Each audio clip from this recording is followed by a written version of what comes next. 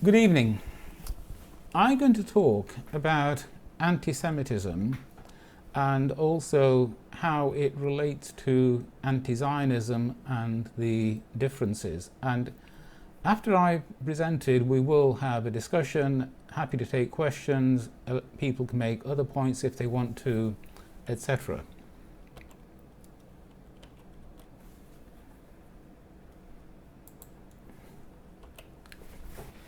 This is what I'm going to cover tonight. A little bit about me. I think many issues in politics that we spend time arguing about would actually disappear if we spent more time focused on the words that we're using and exactly what they mean. And when we talk about anti-Semitism, I think that is particularly important. I want to look in detail at the definition of anti-Semitism published by the International Holocaust Remembrance Alliance, and also look at the examples that the IHRA has published. And then something I've spent a while thinking about in the past, the question of when does being anti-Israeli, being anti-Zionist, stray over the line and become anti-Semitism. I've written about that before. I haven't presented about it before tonight. Then I want to look at a couple of case studies. I've got some recommended reading for you, which you may find surprising, and then we'll have a discussion. So first of all, myself. I was born in Pakistan, but I've lived in the UK now for 70 years. I studied maths at university, and these are some of the organisations that I'm involved in helping to lead. I'm Vice-Chairman of Liberal Democrats for Peace in the Middle East. I've become very close to the Jewish community, particularly since I helped to set up the Muslim Jewish Forum of Greater Manchester in 2005. I chair an international think tank dedicated to the proposition that Islam is fully compatible with religious freedom, political freedom and economic freedom, and indeed requires those. And I'm the chairman of the National Muslim War Memorial Trust, which is trying to decide to do exactly what our name says, to build a Muslim War Memorial. But I'm not speaking for any of these organizations, just for myself. Many of my previous writings on the issue are on my website, which is here. So definitions, first of all. Just close your eyes for a few seconds and think of a field. This is what a field means to me. Remember, I've got a maths degree, and I'm not going to go into a maths lecture now to explain what all of this means, but if you want to, I can do that after the presentation's over. More interestingly, there's quite a funny story about bananas I can share with you if you have time as well, if somebody asks me. So the IHRA definition, the International Holocaust Remembrance Alliance, it's an organization of countries, not of individual members. And at present, according to its website, it has 35 member countries, which you can see includes most of Europe, North America, and one or two other countries, but basically Europe, obviously the Holocaust happened in Europe, and North America.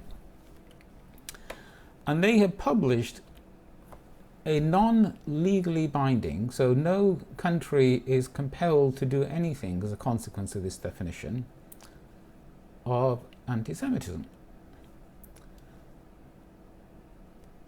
I'm not going to read out the definition, but the first sentence makes it quite clear that this is a mental state.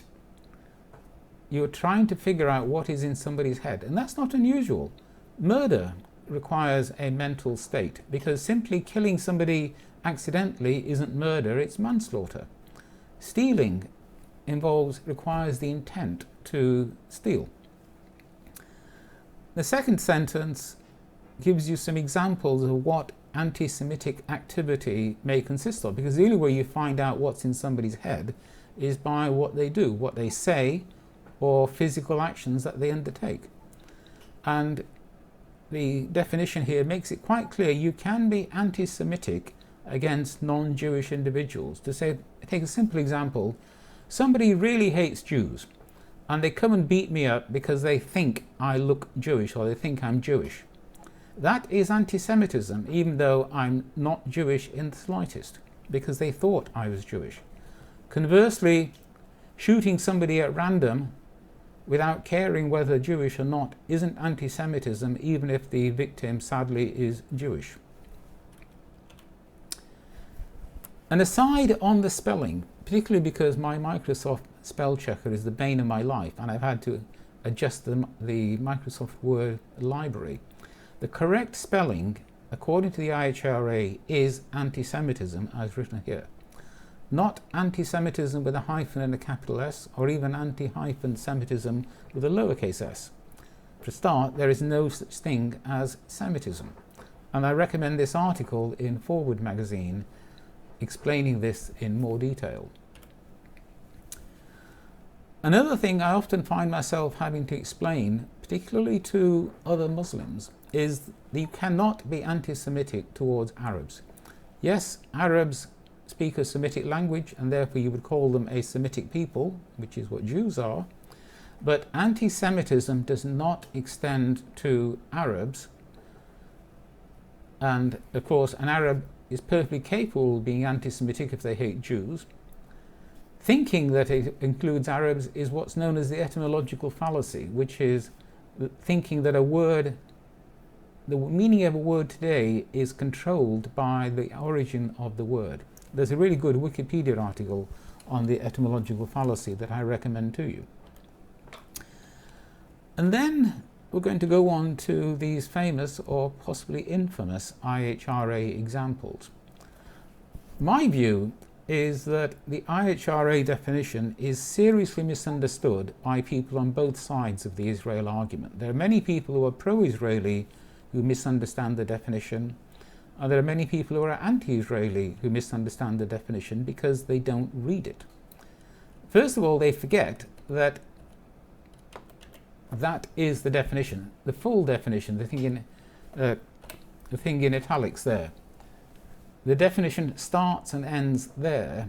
The examples are relevant to the definition, but they are not the definition. And the introduction to the examples is the thing that people just fail to read properly. This is a copy of the introduction. The examples may serve as illustrations. Manifestations might. What that means is that for any particular manifestation, it might not also be a case of anti-Semitism. And just in case you were uncertain, in the next paragraph, the people who wrote this document, and it's an excellent document, make that point clear. They could, taking into account the overall context, be indicators of anti-Semitism. Then these are the examples, and some of them are very non-controversial. I never yet met anybody who doesn't think that calling for the killing of Jews is anti-Semitism. I'm not going to go through all of them in detail.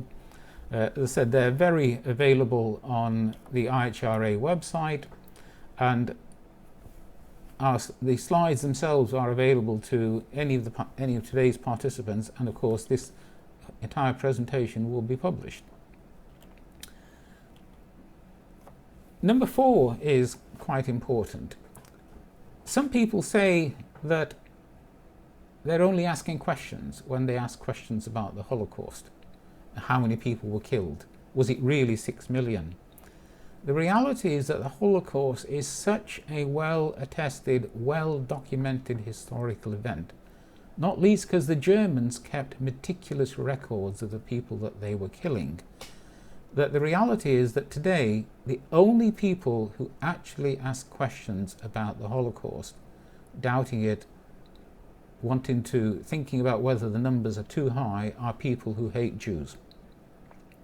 Because no serious historian has any doubts about the basic facts. Yes, you may question whether one particular individual was in Camp A or Camp B, but the basic facts of the Holocaust are so well attested that questioning them actually is always, in my mind, an indicator of anti-Semitism.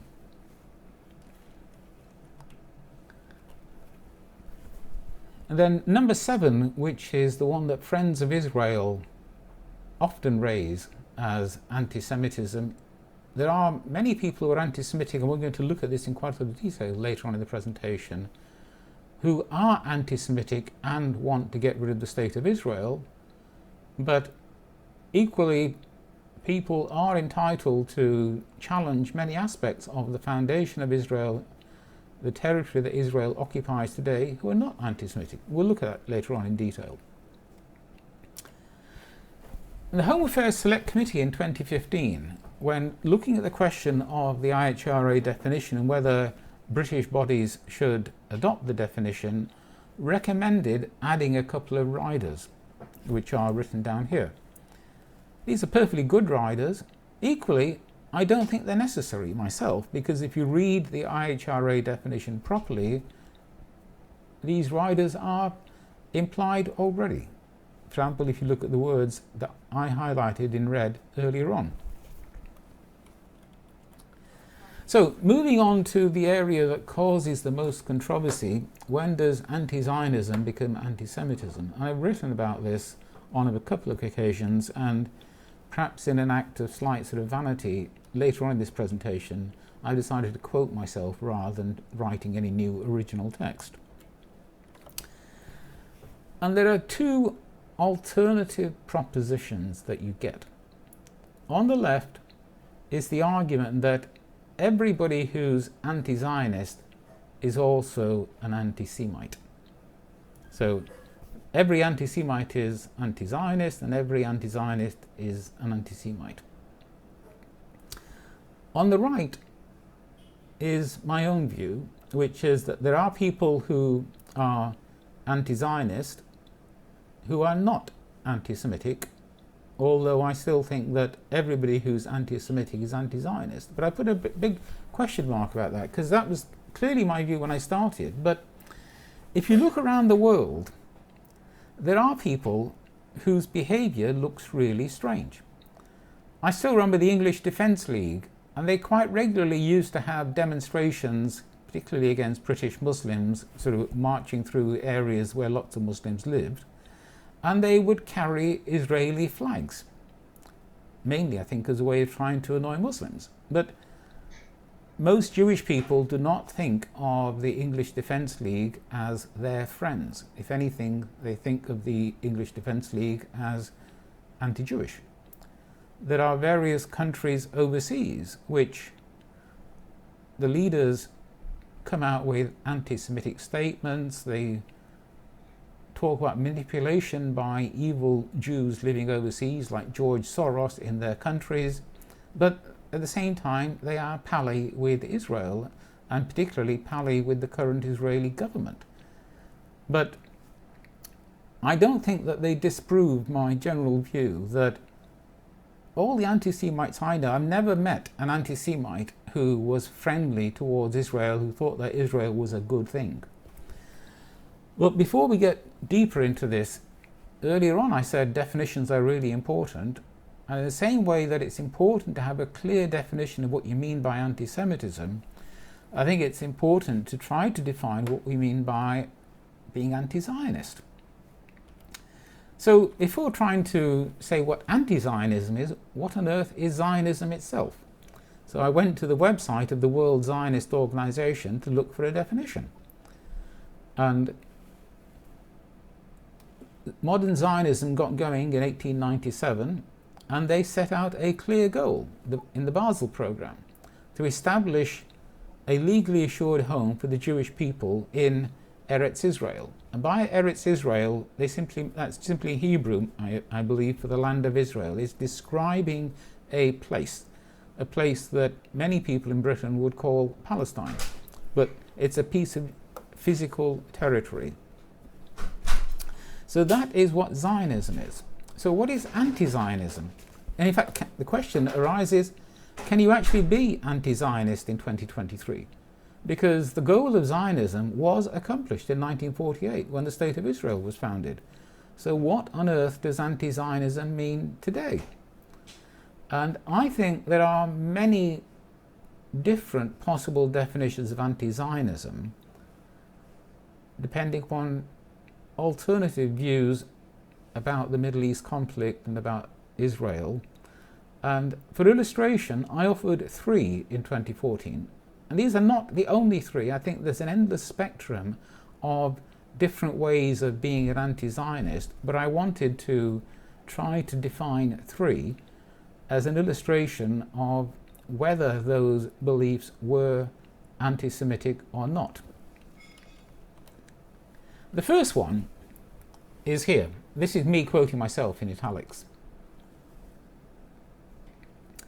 Basically, the program of Zionism could only be accomplished by overriding the rights of the Palestinians who already lived there, because the Palestinians didn't want the Jews to come and settle.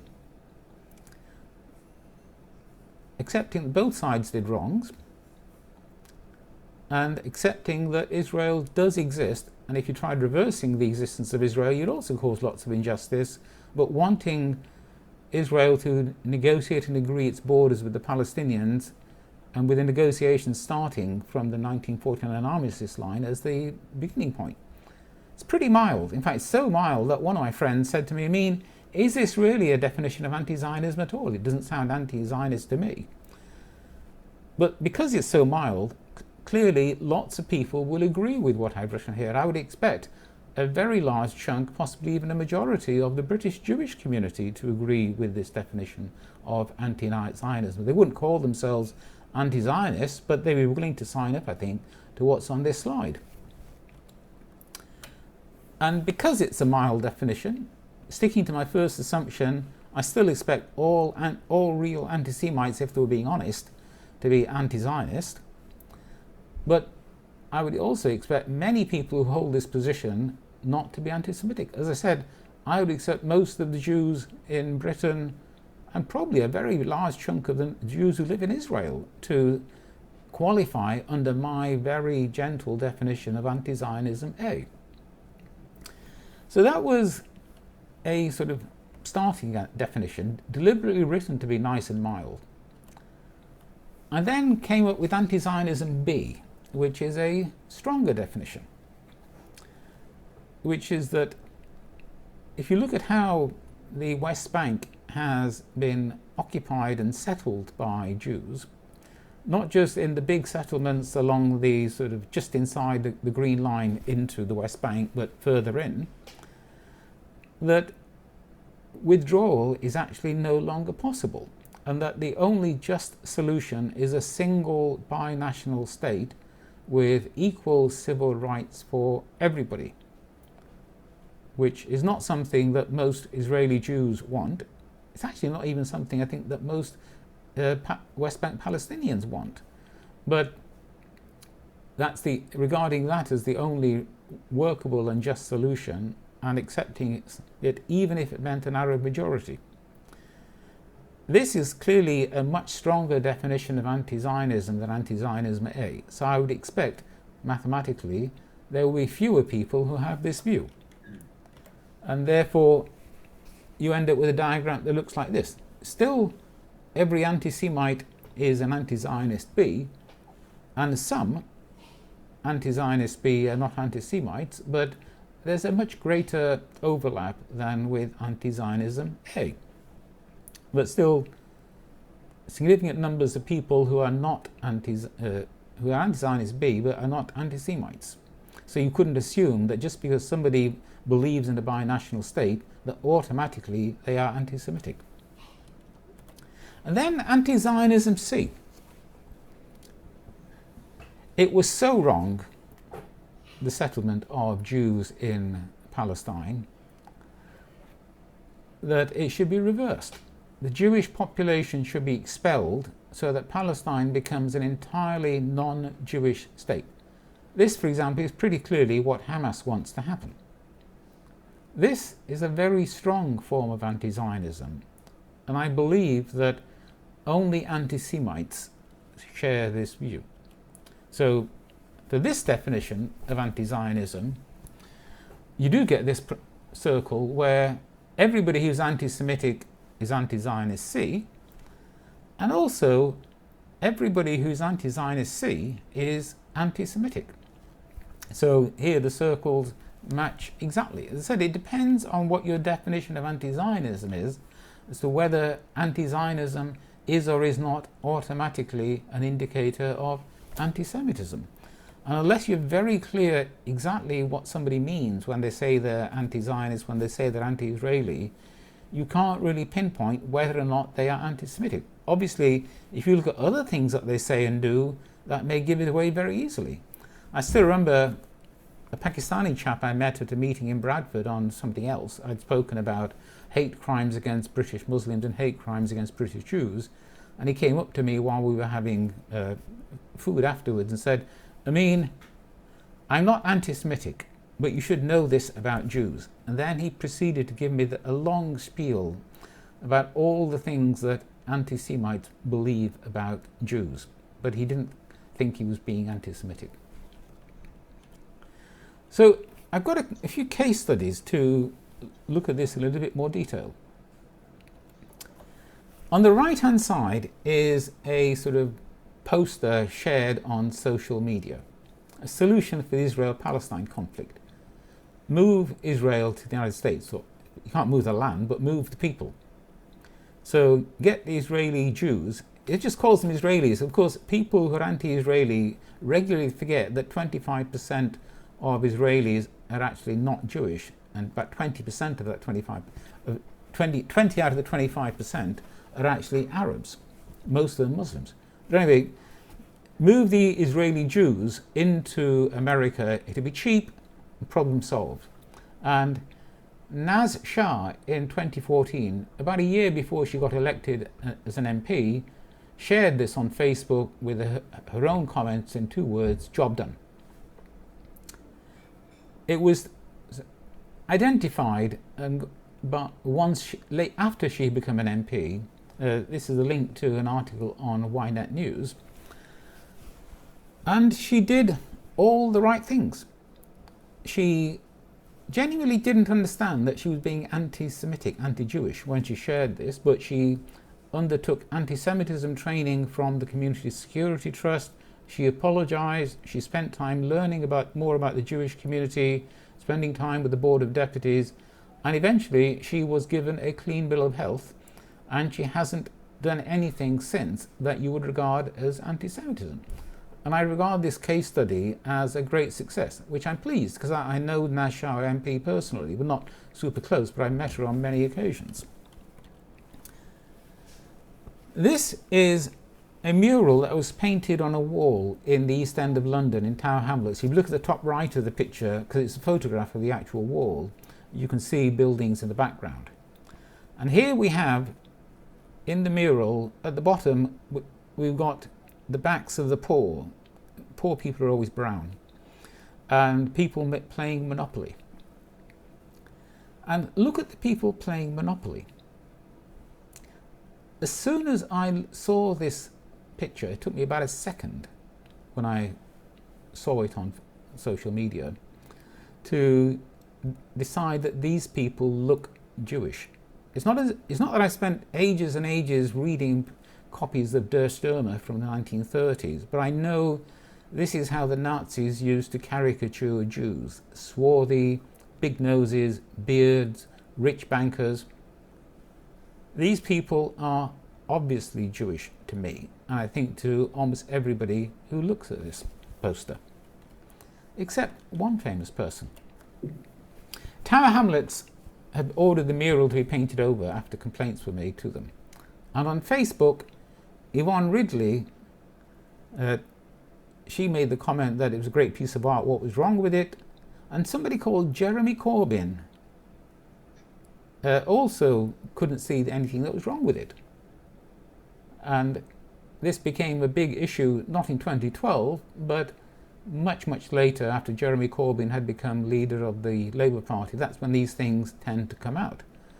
And I'll be quite honest, I was appalled that Jeremy Corbyn couldn't see that this was an anti-Semitic mural, that this was a mural that would have the effect of increasing hatred of Jews.